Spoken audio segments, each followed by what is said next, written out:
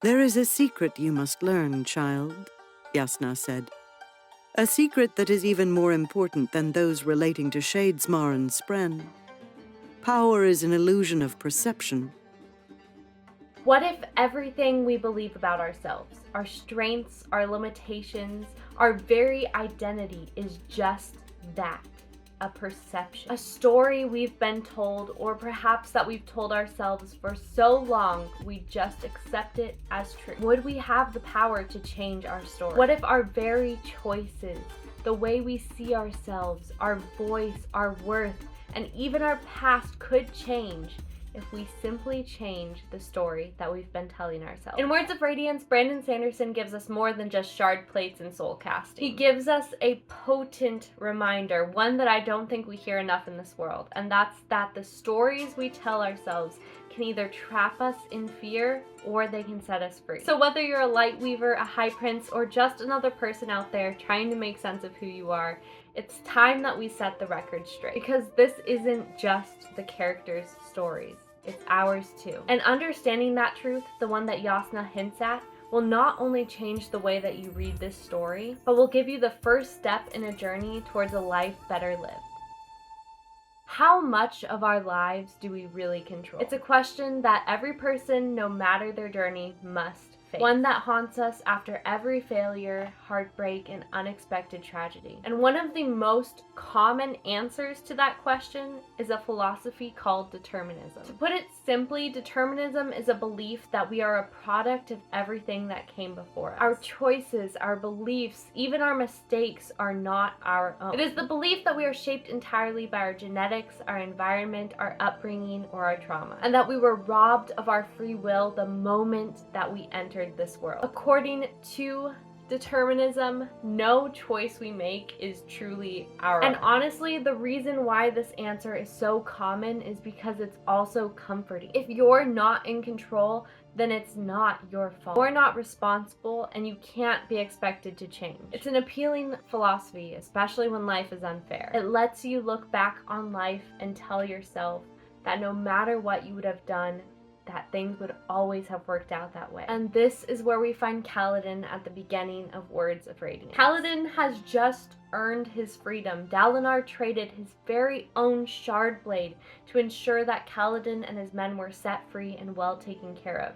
He's been given command of a special unit in Dalinar's army and is given influence, and yet Kaladin is angry, broken, and cannot accept that maybe his life just changed for the better. But what makes these characters so compelling is that they don't stay defeated. They're all forced to confront the question, how much of my life do I really control? And while they may discover that they can't change the past itself, the stories they tell themselves begin to shift, and with that shift, they begin to reclaim their power. Kaladin is a textbook example of what happens when we surrender to the extreme version of determinism. He's been betrayed by people in power. His friends, family, and loved ones have been killed before him. He's been enslaved and stripped of his honor over and over again, often when trying to do the right thing. And the way that he copes with this pain and suffering is to build a story in his mind that light eyes are corrupt. The system is rigged and nothing he does matters. And the worst part is,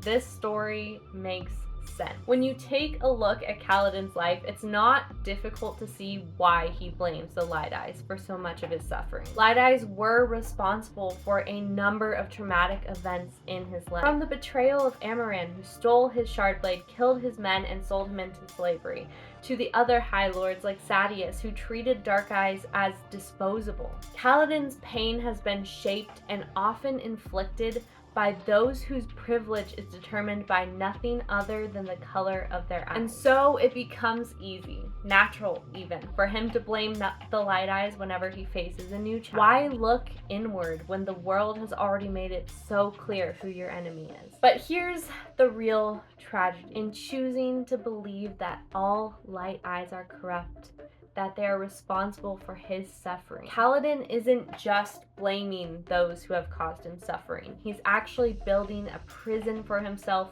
brick by brick. If all Light Eyes are corrupt, if they can all be blamed for what's wrong in this world, then nothing he does is going to matter. No matter how much he wants to change the world, he'll never be able to create a truly victorious, peaceful life for himself. There will always be a reason to stay angry, to stay wounded, and to stop trying. The Light Eyes will always exist, and if he continues to blame them for everything that goes wrong in his life, then he will never be truly free. His hatred becomes a chain that looks no different than those that once bound him. And it will only be by learning to see people as individuals and judging them by their hearts rather than their eye colors that Kaladin will ever be able to seek freedom. For Kaladin, it doesn't matter what he does. He's already decided how his story ends. The belief doesn't just hold him back. It hurts him. It deepens his bitterness, isolates him from others, and closes him off from seeking true healing. But here's the powerful thing about Words of Radiance. It shows that even when we're trapped in a story that we believe is unchangeable, someone else's story can come along and disrupt it. And for Kaladin, that disruption comes in the form of Shallan. When Kaladin and Shallan first fall into the chasms together, something fascinating happens. You see, Kaladin believes he already knows who she is. Not because they've spent meaningful time together, not because she has wronged him personally, but because of one simple, undeniable fact: the color of her eyes. He's written her story before she's even had the chance to speak a single line. To him, she's just another Light Eyes. Spoiled, oblivious, entitled, and cruel behind a charming smile. That is until Shallan finally shares her story with him. In one of the most emotionally raw points of the book, Shallan shares her true story with Kaladin, and she proves to him that she knows what it feels like to be broken, not only in body but in spirit. In that chasm, in the midst of a high storm, Shallan doesn't just challenge Kaladin's beliefs. She completely dismantles them. She shows him that pain isn't limited to people who share his eye color or who visibly suffer. She shows him that she too has faced the void, and she refuses to let it define her. She smiles anyway, not because she hasn't faced suffering, but because she doesn't let that suffering be the end of her story. And in that moment, Kaladin is forced to confront the story that he's been telling himself, that his pain is unique, that no one could possibly understand what he's been through, and that he has no choice in how he responds to the world around him. It is a crucial turning point, not just in Kaladin's view of Shallan, but also in his opinion of himself. When someone else chooses to stand in their true narrative, it becomes a mirror, whether we like it or not. It dares us to ask, if they can survive that and still smile, then what's stopping me? Kaladin is not the only one who needs